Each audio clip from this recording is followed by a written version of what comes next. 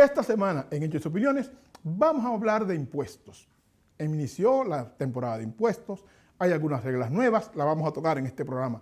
Conversaremos sobre el primer año de gobierno de Joe Biden, desaciertos, aciertos, perspectiva. Nos toca hablar de Punta Catalina, el fideicomiso, todo lo que implica eso y nuestra visión respecto al tema.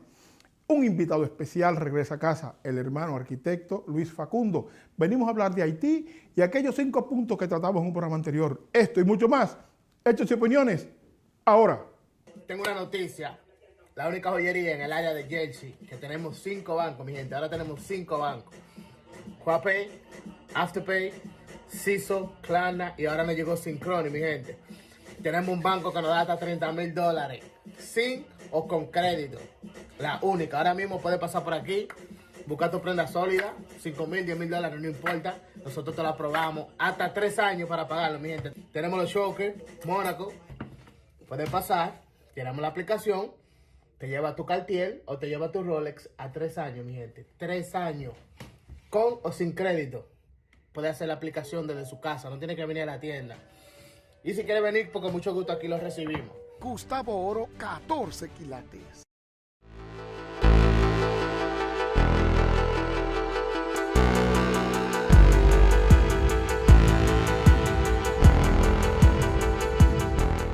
Bueno, señores, continuando con Hechos y Opiniones, tal como y le hemos manifestado en programas anteriores, el 24 de enero de 2022 inicia la presentación de impuestos, tax season. Importante entender que este año, todos los años, el IRS modifica algunas cosas, quita algunos créditos, agrega otros, etc. Este año, los créditos que normalmente reclaman las personas que tienen hijos, por ejemplo, entre otros, se van a mantener tal cual el 2021. Habrá este año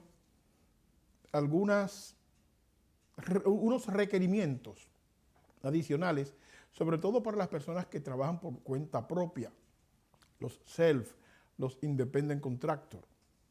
Por ejemplo, este año ellos van a querer, el IRS quiere saber, y el estado donde usted reside, más información respecto a su trabajo, lo que indica que cualquier documentación adicional que usted, que trabaja por su cuenta, tenga, sería importante traerla a su preparadora, a su profesional de impuestos, porque le va a requerir, por ejemplo, cálculos mayores, cuántos clientes ve promedio por año o por mes, más o menos que defina un poco mejor la labor que usted realiza, sea más específico, porque hay profesiones, hay áreas de trabajo muy amplias. Entonces el IRS y los estados quieren información más precisa respecto a la información de su trabajo, sobre todo los self. Producción le va a poner un flyer, un documento breve, que va un poco, para que ustedes un poco tengan una idea de las cosas que van a requerir este año. Ahí está. Debe llevar normalmente su W2. Si trabaja para alguien, como tiene un empleador, el 1099 si trabaja como independent contractor. Ese 1099 este año, desde el año pasado se llama 1099 NSNEC, para aquellas personas que reciben ingresos, digamos, por renta. Entonces el departamento correspondiente le va a enviar un 1099 misceláneos, para que no se confundan. La gente que colectó, hay buenas noticias, tienen que ir al website del estado donde colectaron y bajar la forma 1099G que está ahí en el flyer. Este año se va a mantener el criterio del año anterior de que el ingreso por colecta, por desempleo, no le va a anular los créditos, digamos en este caso de los hijos, como ha pasado en años anteriores, lo que indica que se va a repetir la experiencia del 2021 en el que estos créditos le van a ser otorgados si su único ingreso fue la colecta, fue el desempleo, lo que indica que presente su 1099 sin temor que no le va a afectar. Claro, si colectó un tiempo y además después tuvo un trabajo regular o trabajó por su cuenta, entonces la combinación de esos factores podrían ayudarle un poco más. Hay una forma que se llama 6419, perdón, 6419, que ya le están enviando por correo a todas las personas que recibieron el adelanto. Por favor, tenga pendiente eso, llévelo a su preparador, porque es obligatorio llevar ese documento. Otro dato que queremos traer para ustedes hoy es, señores, los cheques de reembolso. Los cheques de reembolso empezarán a llegar a partir de la primera semana de marzo. Los cheques de reembolso para las personas que presenten sus impuestos a partir del 24 empezarán a llegar la primera semana de marzo, lo que indica que serán siendo procesados todo el mes de febrero y posiblemente la primera semana de marzo. Debemos tener paciencia.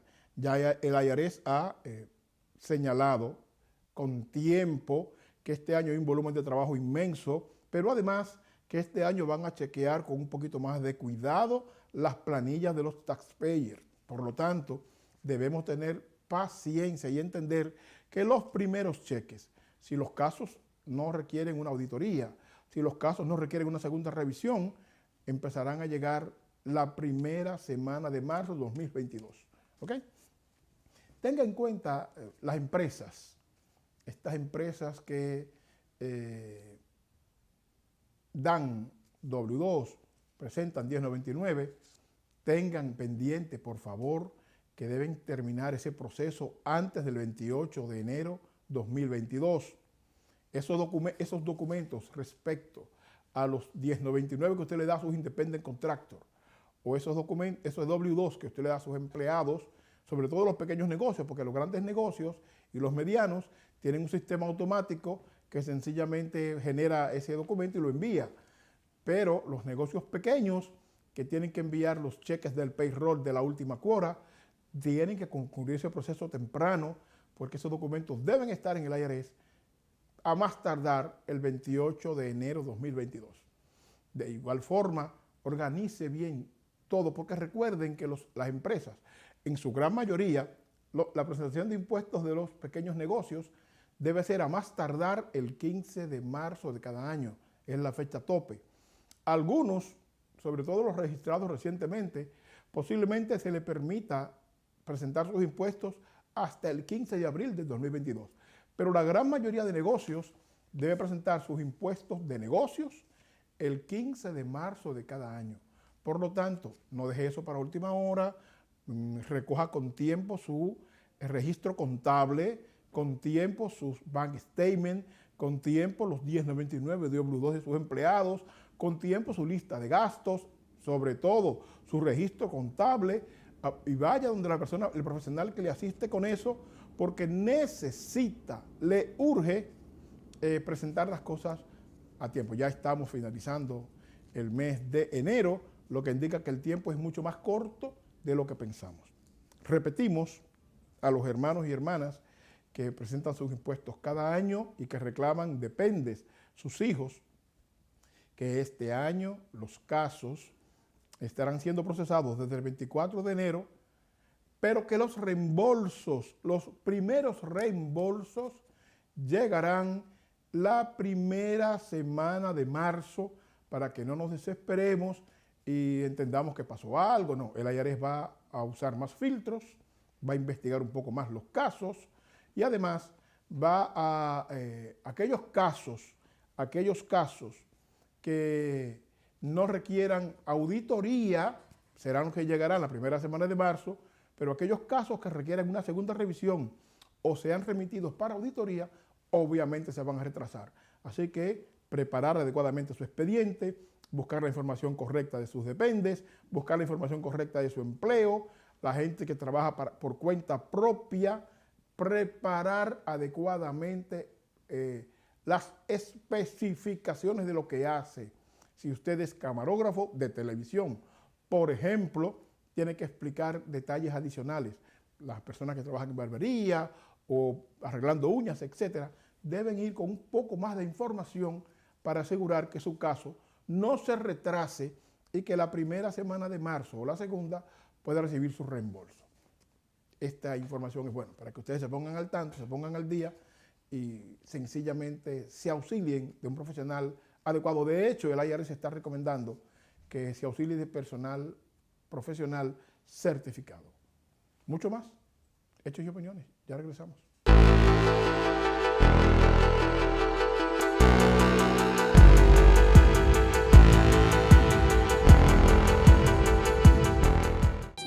Si quieres que tus envíos de paquetes a redes, si quieres que lleguen seguros, si que lleguen de una vez, llévate de mi consejo, mi familia oye bien, siempre hago mis envíos por Salcedo Cargo Express.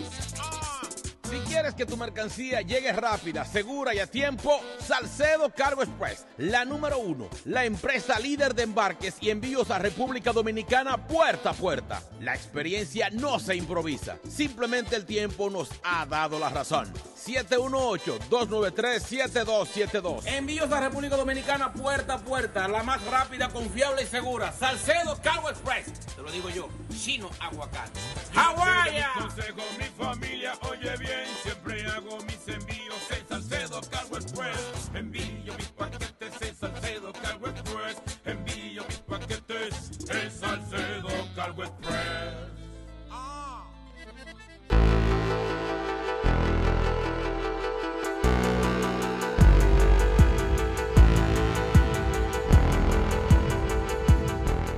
Señores, regresando con Hechos y Opiniones, nos toca hablar de política local, política doméstica, política norteamericana. Se cumplió un año desde el arribo al poder del presidente Joe Biden y bueno, las críticas son demoledoras con esta gestión. Con razones y sin ellas. En este momento en que producimos este espacio, el nivel de popularidad entre la población general norteamericana promedio está en un 28%, el nivel de aprobación de la gestión del presidente Biden. Dentro de los demócratas, ese nivel de aprobación cambia a un 48%. O sea que ni siquiera dentro del partido, en esta coyuntura, el presidente Biden tiene una población alta, una aprobación alta, lo que a nosotros nos preocupa. Y nos preocupa por varias razones. Bueno, primero comenzando con que la administración, por la razón que fuese, no ha podido avanzar en su agenda legislativa, absolutamente. No ha podido concretar los planes que se propuso en la campaña electoral y en el discurso de rendición de cuentas del presidente Biden, decía que como una especie de mea culpa, de autocrítica, que posiblemente la agenda que se propuso el presidente, el entonces candidato, fue muy ambiciosa y que parece ser que hay que reducirla para poder concretar cosas.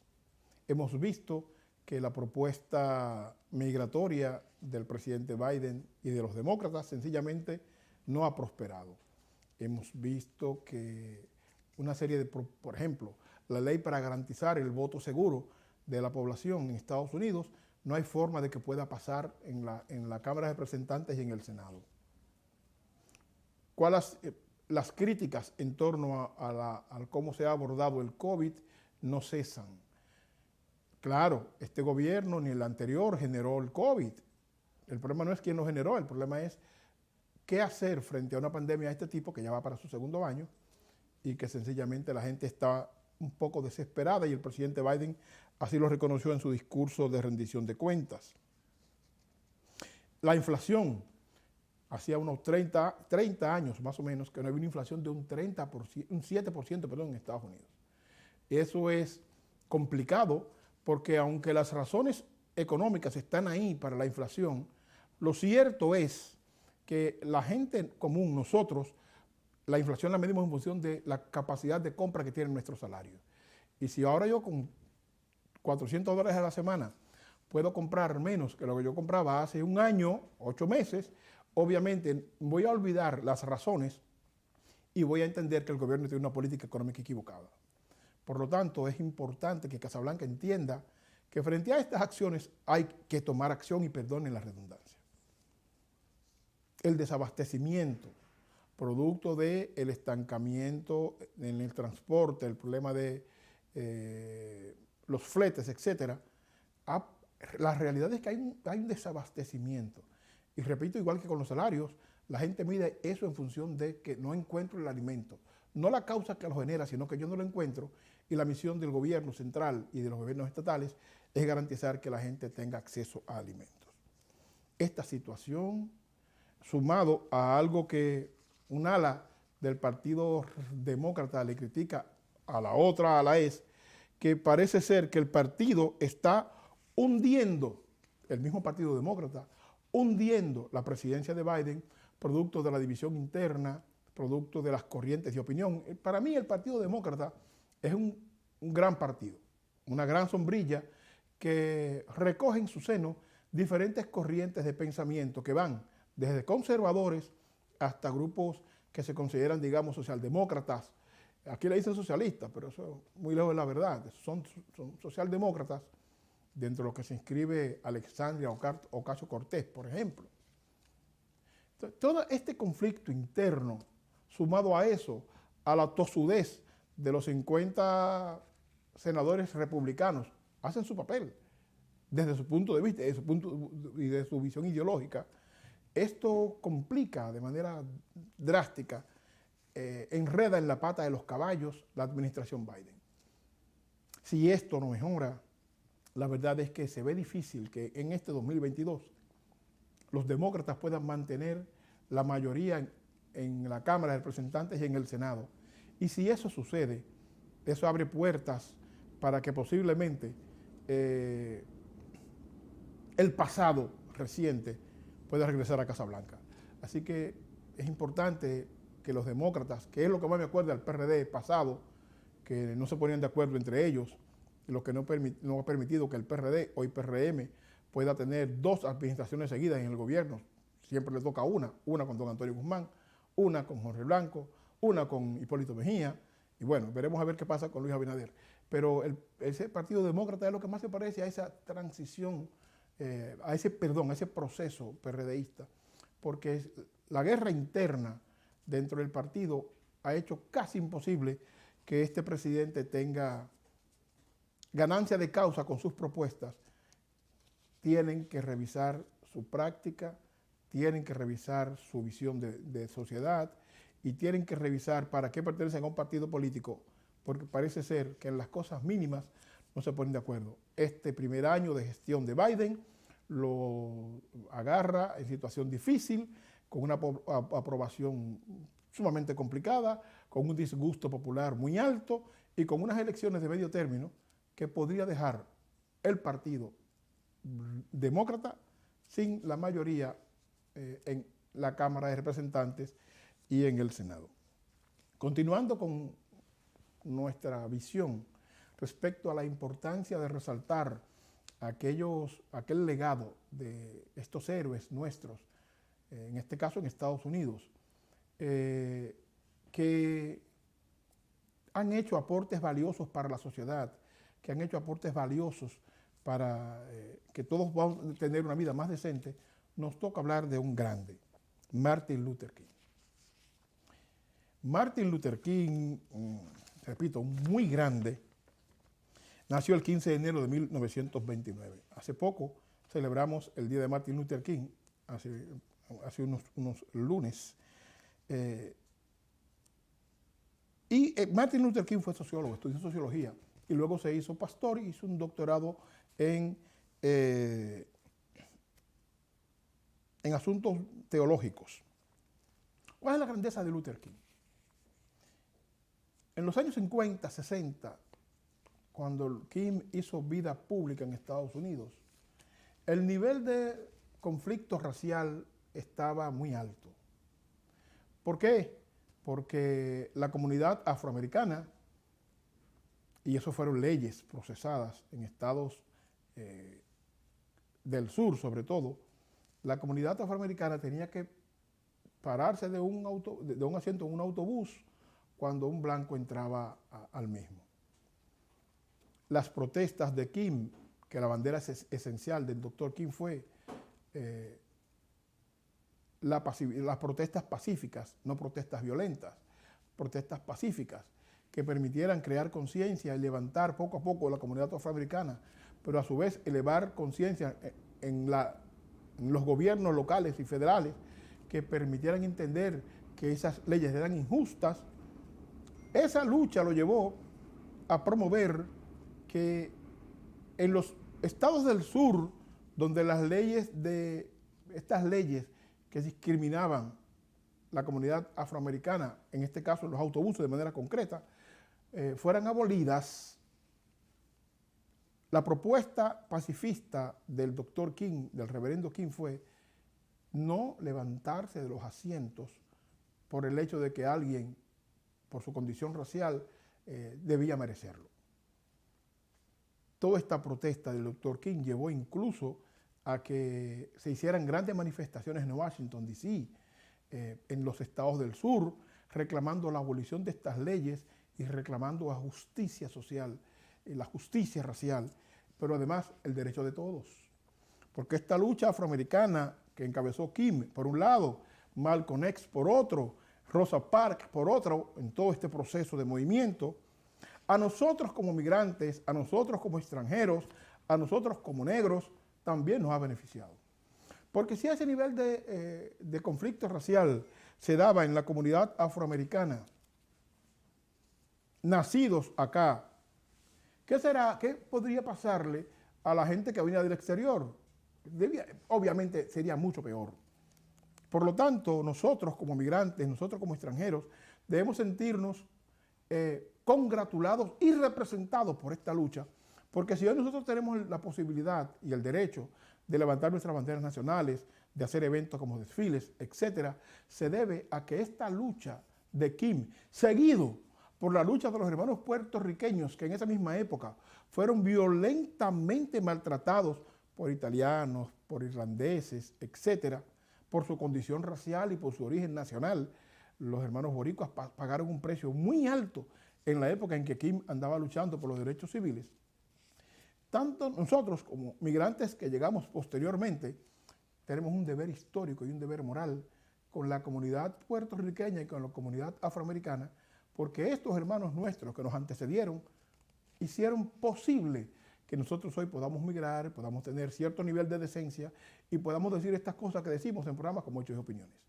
Así que honor eterno al reverendo Martin Luther King, entendiendo que su lucha, a propósito del día de King, que fue este mes, el 15 de este mes, la lucha de King nos permite a todos tener una vida decente, una vida con algún nivel de prosperidad en Estados Unidos. Así que no olvidemos nuestros héroes, porque es lo único que nos permite como sociedad vivir en armonía y evitar que se cometan abusos como contra los que luchó el doctor King. No se mueva, Hechos y Opiniones.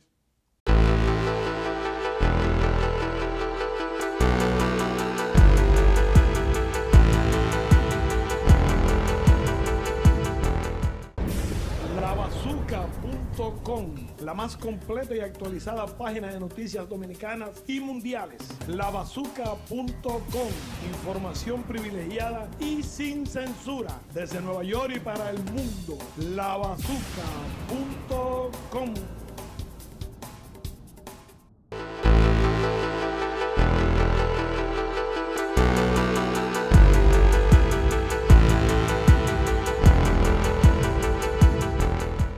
Regresamos a Hechos y Opiniones.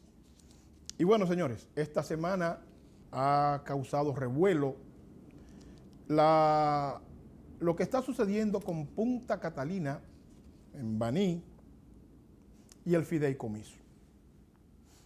Una de las características de los técnicos, de los burócratas del Estado, es la forma en que nos envuelven las cosas y que nos justifican la parte administrativa del proceso.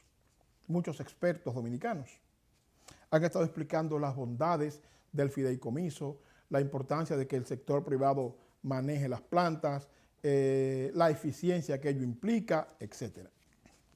Sin embargo, nosotros queremos hacer una lectura distinta de esa interpretación, de cómo el gobierno dominicano, el gobierno de Luis Abinader, cede al sector privado unas plantas que, según las proyecciones del PRM, antes de estar en el poder, debió costar unos 3.200 millones de dólares.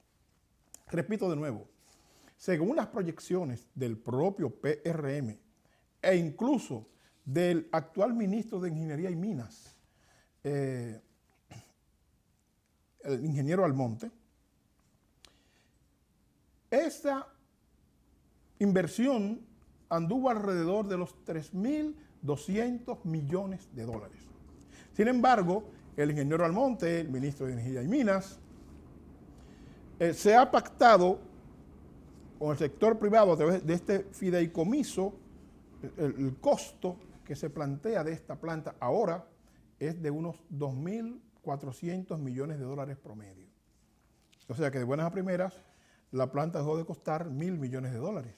En oposición costaba 3.400, ahora 2.400, y el ingeniero Almonte no acaba de explicar por qué son las diferencias, o si hubo una evaluación internacional que permitiera establecer con cierta precisión finalmente cuál es el costo de Punta Catalina.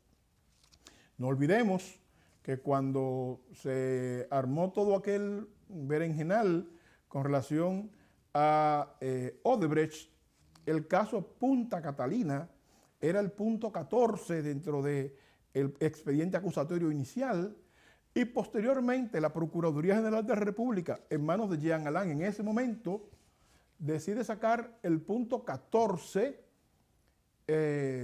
porque señalaba de manera directa a la administración de Danilo Medina, que fue quien construyó la planta. Fue sacado del expediente de Punta Catalina, y yo me pregunto por qué esta gestión no ha empezado a investigar qué pasó y por qué esa Procuraduría de Jean Alain sacó del expediente el caso Punta Catalina, en la que la propia Odebrecht admitió que hubo sobornos. Bueno, ¿cuál es mi lectura? ¿Cuál es la lectura de hechos y opiniones respecto al fideicomiso?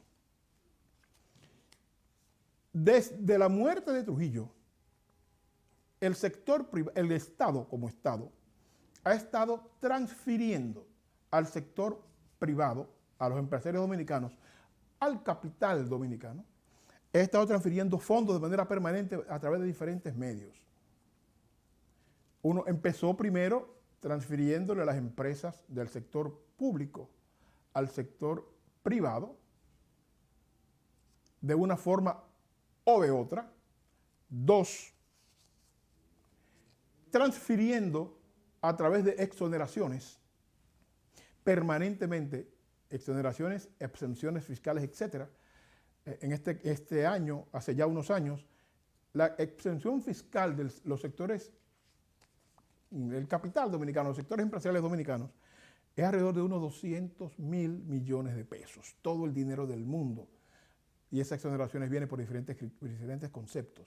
No pagan, por ejemplo, energía eléctrica, o no pagan, por ejemplo, combustibles, o el equipo maquinaria es exonerada. En el caso de una minera importante en el Cibao, no paga, por ejemplo, agua, y el agua es fundamental para ellos, para su proceso de producción. O sea, creemos que más que un asunto técnico, aquí se trata de un asunto de clase, de un asunto de que, obviamente, el presidente Abinader fue elegido para administrar el capital dominicano, y por lo tanto su compromiso es con ese capital. De ahí que cualquier mecanismo que facilite transferirle capitales a esos sectores de poder, sector financiero, al sector industrial, etcétera, no van a escatimar esfuerzos porque son aves del mismo corral. ¿Qué nos duele con Punta Catalina? Dos cosas adicionales, además del fideicomiso como tal. Partidos como Alianza País, partidos como el Frente Amplio, que nosotros hemos considerado organizaciones amigas, organizaciones progresistas, digámoslo así, organizaciones vinculadas a los mejores intereses del pueblo dominicano, votaron a favor de la ley que crea este fideicomiso. Los legisladores, en este caso 3, de estos dos partidos políticos, no han explicado las razones, pero sus organizaciones políticas tampoco lo han hecho. Y es deber de Alianza País, y es deber de Frente Amplio explicar por qué votaron a favor de una ley como esta, que pone en manos del sector privado unos recursos y una administración donde el sector privado no ha puesto absolutamente nada. Lo que dicen los promotores del fideicomiso es que siga siendo del Estado y que el fideicomiso será manejado a través del Banco de Reservas. Sabemos que esos son subterfugios. Por la práctica que conocemos, sabemos que eso no debió suceder y que los hermanos nuestros de Frente Amplio y Alianza País jamás debieron votar por esta legislación. El descaro, y es el segundo punto, es que también el PLD y la Fuerza del Pueblo votaron a favor de esta legislación. ¿Cuál es el descaro entonces? Que ellos se están desdiciendo. Ahora ellos llaman al gobierno a que revise la ley de fideicomiso, a que no están de acuerdo con que se transfieran fondos públicos al sector privado, bienes públicos al sector privado, cuando el PLD y la Fuerza del Pueblo, que para mí es la misma cosa, fueron los primeros que empezaron a promover la inversión público-privada, la capitalización del sector público, que permitió transferir una cantidad enorme de tierras del CEA al sector privado, sobre todo el sector inmobiliario, y un montón de recursos que eran empresas públicas al sector privado. Estos que durante 20 años manejaron de manera descarada el Estado y que transfirieron al mismo sector económico del sector privado dominicano, esos mismos son los que hoy se rasgan las vestiduras y le cuestionan a Luis Abinader y al PRM que haya transferido o que pretenda transferir Punta Catalina al sector privado. Dos inmoralidades. Primero, porque no tienen autoridad para eso, porque lo hicieron peor. Y segundo, porque sus legisladores votaron a favor de esta jodida ley. Ahora parece como que no pasó nada, como que ellos no tuvieron nada que ver con eso. Lamento mucho que estos dos organizaciones progresistas que merecen respeto, la sociedad dominicana, que han hecho sus aportes valiosos, hayan coincidido con estos grupos malsanos que manejan la política nacional y que han tenido una práctica nociva, dañina, terrible, votando a favor de una legislación que perjudica al bienestar público y que, repetimos, ponen en manos privadas la planta de Punta Catalina, que primero se construyó en terrenos privados de los Vicini. Producto de la presión social, entonces el Estado decide comprar los terrenos de los Vicini para que Punta Catalina esté en terreno del Estado. ¿Cuál era el plan inicial para que Punta Catalina fuera construida en unos terrenos ajenos? No lo entendemos, no lo sabemos. Pero posiblemente eso no fue una ingenuidad ni una casualidad. Y mucho menos un préstamo de la familia Vicini para que, bueno, ahí se construya algo de bien colectivo. Eso no es cierto. Ahí hubo algo que no entendemos todavía hacia dónde se dirigía. El Estado adquiere los terrenos y entonces le ponen en manos, quieren poner en manos privadas los muelles, las plantas, el terreno, el transporte, la compra de carbón de Punta Catalina, etc. Es otra artimaña más parecida a las ARF y a las AFP, en donde el sector privado no pone absolutamente nada y el sector público tiene que cargar con los costes de estas acciones. Vamos a traer el tema con mucho más cuidado. Esperemos que pasen un par de semanas más respecto a qué sucede en el Congreso y esta ley, y respecto a al mea culpa de las organizaciones amigas nuestras que entendemos que se equivocaron apoyando esta legislación, y esperando que finalmente Fuerza del Pueblo y PLD sean mínimamente coherentes y entiendan que ellas son parte del problema más que parte de la solución.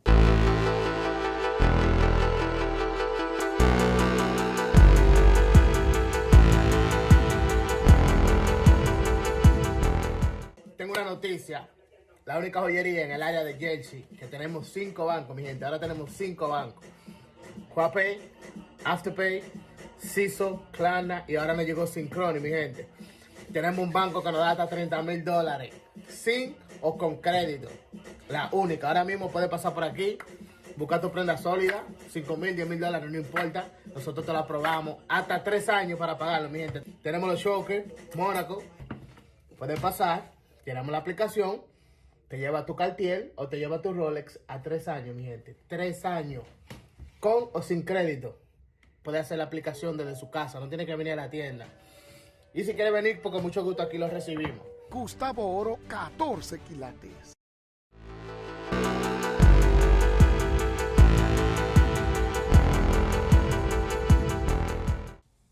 Bueno, señores, continuando con hechos y opiniones, vamos a la parte central del mismo.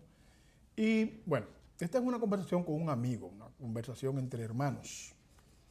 Hace unas semanas, a raíz de los trabajos que hemos estado publicando en este espacio sobre Haití, hablábamos de un plan de recuperación de 5 puntos que llamó la atención del hermano que tenemos hoy, con el que conversaremos hoy. Bueno,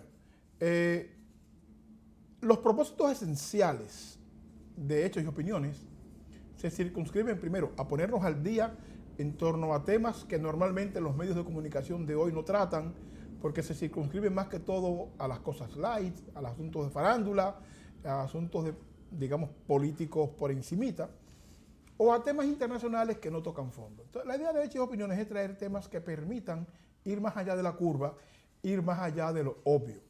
En ese contexto y bajo esa premisa, como programa y como espacio, hemos propuesto un plan de recuperación de Haití de 5 puntos. Y sobre ese plan de 5 puntos que ha propuesto Hechos y Opiniones, es que vamos a conversar hoy con el invitado que tenemos. Por ejemplo, dentro de los 5 puntos está el primero: abordar el centro de la crisis humanitaria real y concreta, aumentando los recursos para evitar el desplazamiento sin control a la parte este de la isla, o sea, a República Dominicana. Este punto 1 viene a raíz del último terremoto de Haití y los ciclones permanentes que una y otra vez ponen en evidencia los altísimos niveles de falencia del hermano pueblo haitiano y de la incapacidad de su Estado para poder salir de esa crisis. En el punto 2 de esta agenda nos planteamos incorporar equipos humanos especializados en políticas sociales de largo alcance con la sociedad haitiana como protagonista de esas acciones. No es llegar a Haití como salvadores, sino que la comunidad internacional, junto con expertos en asuntos sociales, puedan, junto a la comunidad haitiana, junto a los sectores sociales haitianos y a las fuerzas vivas, construir una propuesta que permita visualizar salidas. El punto 3, aumentar la cantidad de alimentos, medicamentos, equipos médicos, carpas, que reduzca el enorme dolor humano que atraviesa Haití. Sabemos que desde el 2010 todavía hay personas viviendo en carpas en Haití, en condiciones muy difíciles. Sabemos que las desgracias posteriores al 10 han aumentado esa demanda de atención y creemos que es necesario incrementar la llegada de alimentos, medicamentos y equipos médicos para que el sufrimiento haitiano se reduzca a la mínima expresión. Y dentro de ese contexto, el punto 4 es darse un plan serio de reconstrucción de la infraestructura haitiana y que el mismo cuente con el apoyo decidido de los organismos internacionales con las credenciales para ello. En el 2010 se contrataron empresas latinoamericanas que más que ayudar en la reconstrucción, reconstruyeron los bolsillos de esas empresas.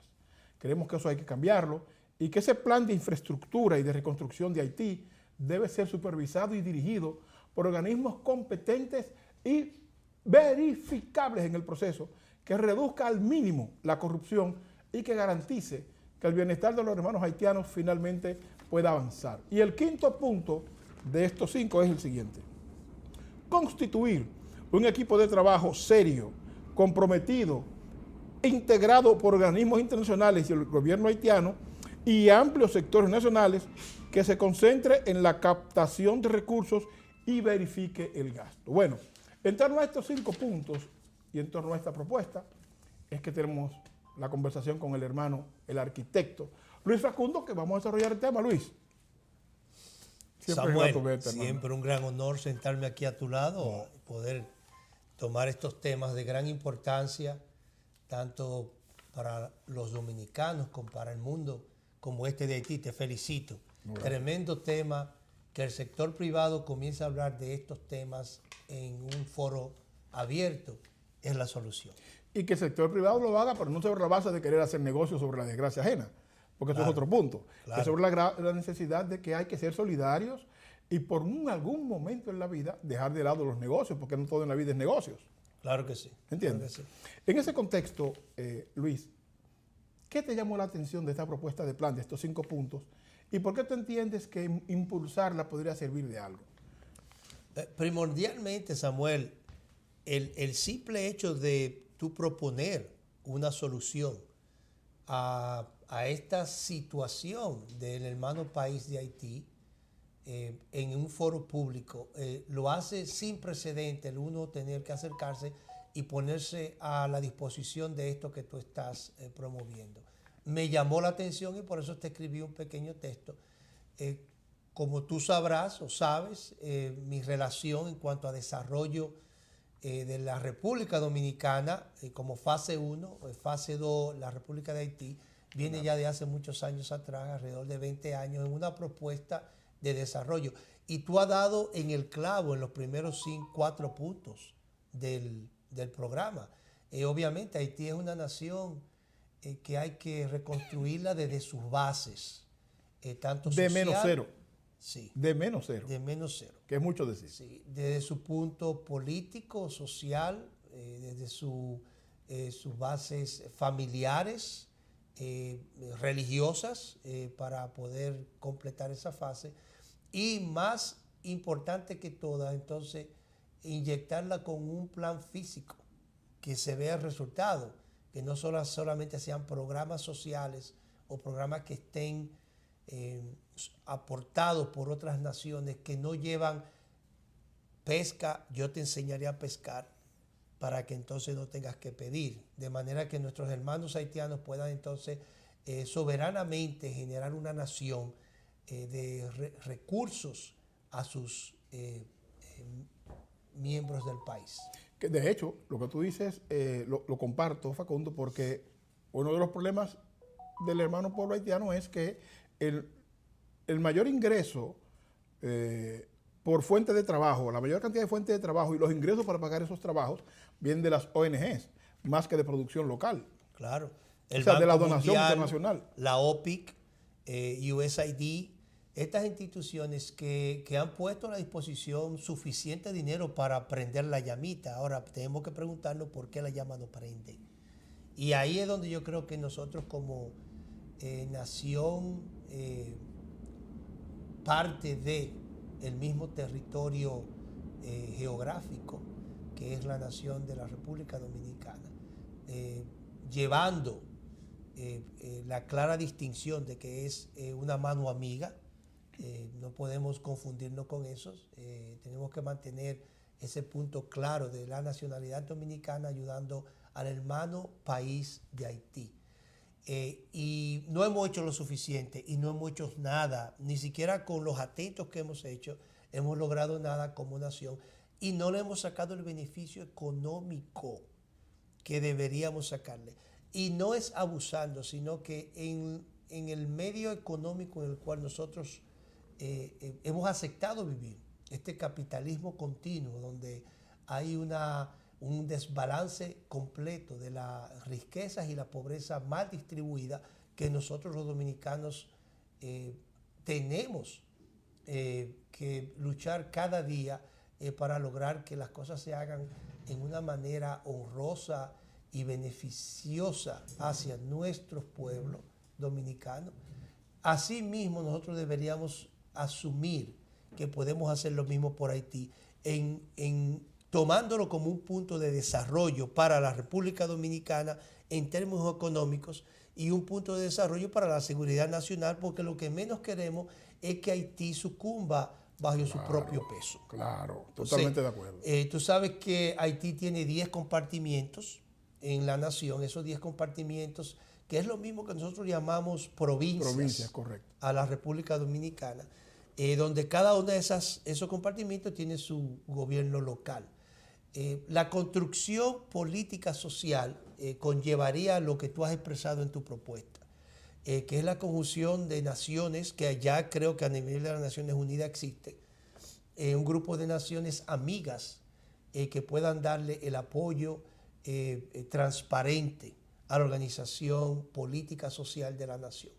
Seguida, y dentro de eso obviamente la parte de la salud, la parte de la alimentación, el hecho de las carpas. Yo fui 2 veces a Haití después del terremoto, 3 veces, por avión, manejando y en guagua, porque quería experimentar y llegué a tener ciertas conversaciones con ciertos líderes locales para la implementación de esta propuesta que yo siempre he hablado de ella para la República Dominicana y creo que se puede hacer en Haití y en otras partes del mundo. Sin embargo, salí de allí, de esta experiencia, un poco desconcertado por la incapacidad de la organización. Una de las quejas de todo el mundo cuando va a Haití es el nivel de desorganización. Que existe. La falta de coordinación con organizaciones existentes que puedan ayudar en la distribución, en la planificación, etcétera. Etcétera. Y nosotros como, entre comillas, en comparación, ¿no? En comparación con Haití somos una nación altamente organizada, porque no todo es malo en la República Dominicana. Eso es verdad. Nosotros tenemos un Estado, una economía, un gobierno, un periodo de crecimiento, tanto político, económico, que debería darle orgullo a todos los dominicanos de proyectarlo, con sus faltas todavía, pero hemos logrado. No hemos logrado lo que tenemos que lograr, pero hacia allá nos dirigimos. No lo deseable, pero lo posible. ¿Eh? Lo posible. Y de hecho, nosotros podemos tomar esa misma actitud del entorno de la nación dominicana y producirlo en una inyección de recursos y valores y principios y metas hacia la nación de Haití. Tú decías, me comentabas, y me gustaría que la audiencia escuche tu punto, respecto a la posibilidad de producir 2 millones de empleos en la hermana República de Haití. Háblame un poco de cómo tú concibes eso y por qué tú piensas en un número tan importante como 2 millones de empleos. Todo lo que se quiere se puede hacer. Claro. Y estamos viendo hoy, no me voy a salir del tema, pero como un hombre, Elon Musk está llevando al mundo a Marte, ¿no? Sí. Un hombre solo. Entonces, todo lo que se quiere, si nosotros deseamos resolver el problema de Haití, comienza por la creación de empleo.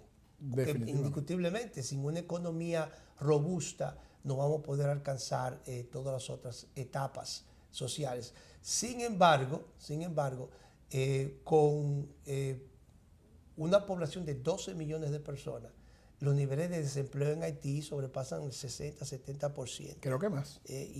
Y cuidado, ¿no? Porque es una economía completamente informal en su gran mayoría. Pero mira, si nosotros en la parte este de la isla, en República Dominicana, tenemos un 57% de informalidad. El 57% de los empleos dominicanos están fuera de récord. Son personas que trabajan por su cuenta. Imagínate tú en Haití, que tiene una estructura económica mucho menos robusta, mucho más complicada. O sea, que debe ser muy alto. Debe ser muy alto.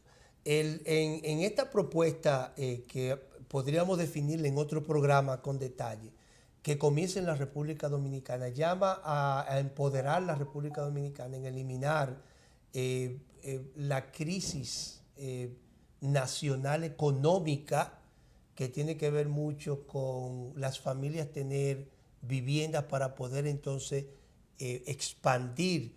Tú sabes que la vivienda es el fenómeno más grande que una persona va a hacer en su vida. Claro. Y ha sido así a través de la historia. Claro. El que llama a construir estas comunidades sostenibles y eficientes, aprendiendo de los errores del pasado del mundo, donde nosotros podemos comenzar a proponer un saneamiento nacional y una descentralización de las zonas urbanas para la creación de empleo, la inserción de nuevas tecnologías en la nación, el esparcimiento, la creación de empleo, la expansión de las oportunidades educacionales que puedan existir a los diferentes niveles y tratar de llevar la República hacia un punto en el cual pueda competir globalmente.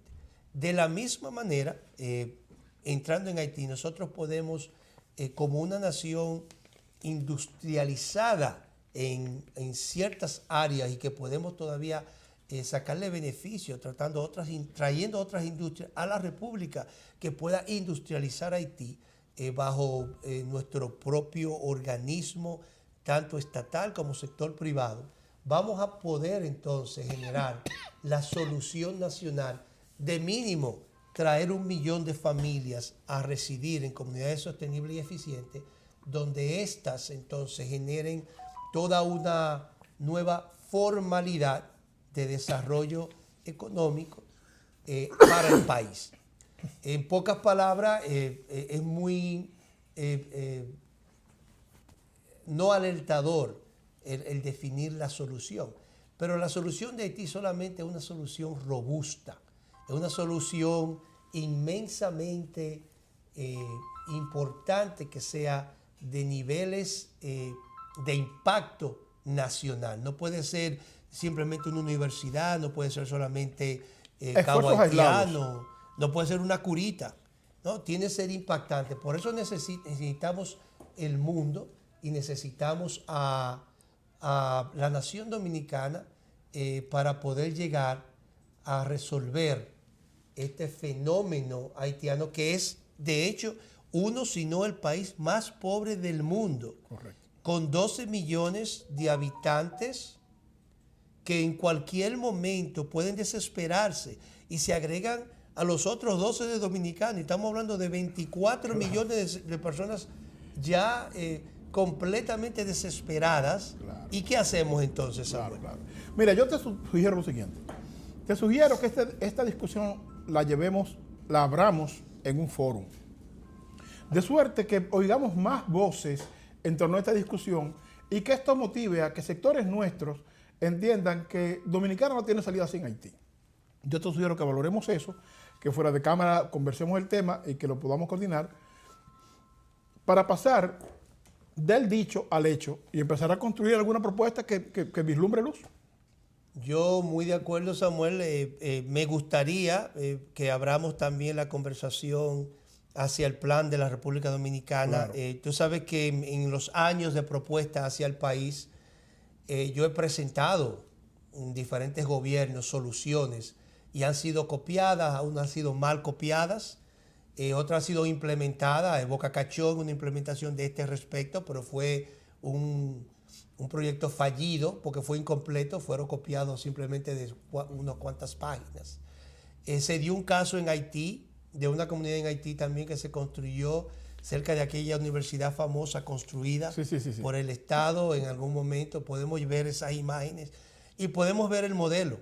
Claro. Que hay esperanza, señores, hay esperanza para nuestro país. Si naciones como el Japón y las naciones de Indonesia y los países de la Segunda Guerra Mundial que quedaron completamente destruidos hace simplemente alrededor de unos 70 años, ¿cómo es posible que hoy sean los líderes globales, los líderes mundiales en todo tipo de desarrollo económico, desarrollo social, cultural?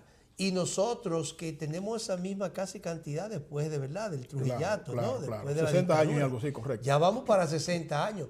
Todavía la República Dominicana no cuenta con un plan maestro nacional de desarrollo. Te sugiero que fuera de cámara coordinemos una especie de panel o que permita que esta discusión se amplíe como tú lo planteas, hablando de la isla como tal, cada quien en su territorio, pero hablando del problema global, y que sobre esa base mantengamos a la audiencia nuestra informada respecto a la posibilidad concreta de este evento, digamos, para discutir sobre la mesa el tema Haití y República Dominicana. ¿Qué te parece? Muy bien, y yo quisiera terminar leyéndote esto que dice el Banco Mundial, un pequeño párrafo de uno de los reportes que ellos hacen anuales. Según el índice de capital humano, un niño nacido hoy en Haití crecerá hasta ser solo un 45% tan productivo como podría ser si hubiera disfrutado de pleno del acceso a educación y atención médica de calidad.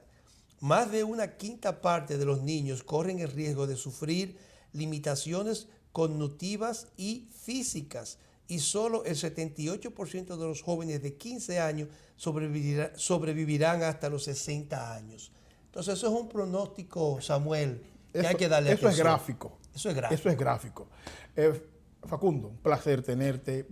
Te comprometo a que nos envolvamos en esta convocatoria. Vamos a mantener al tanto a la audiencia nuestra.